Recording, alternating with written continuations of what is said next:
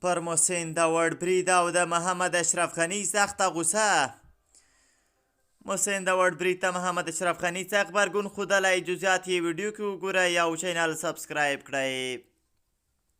سلام ستړي مه شئ د پښتو نیوز چینل محترمو لیدونکو، وخت مو بخیر. په مو کړئ تازه خو ډېر زیات مهم خبر ته. پر داوړ برید ته غبرګون کې ولسمشر غني وایي د جبر او استبداد ټغر به اخر ټولیږي.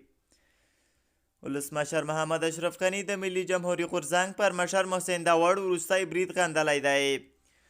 ښاغلي غني دغه برید ته غبرګون کې پر خپله ایکس ټولنیزه پاڼه لیکلي د ازادۍ او عدالت دښمنانو تل د هغو غورځنګونو او شخصیتونو د له منځه وړلو هڅه کړې چې د ازادۍ مین قومونو د سیاسي حقونو لپاره مبارزه کوي، د استبداد پر ضد درېږي او خپلو ولسونو ته د بشر لومړني حقونه غواړي.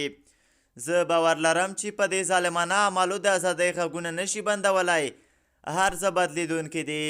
د جبر او استبداد دا ټغر به خیر ټولیږي. پر محسن داوړ نن مخکې له غرمې میرانشاه کې برید وشو چې په نتیجه کې هغه ټپي شوی او اوس مهال روغتون کې تر درملنې لاندې دی. د پښتون ژغورنې غورځنګ بیا ویلي چې دغه برید په پاکستان ریاست قصداً کړی دی.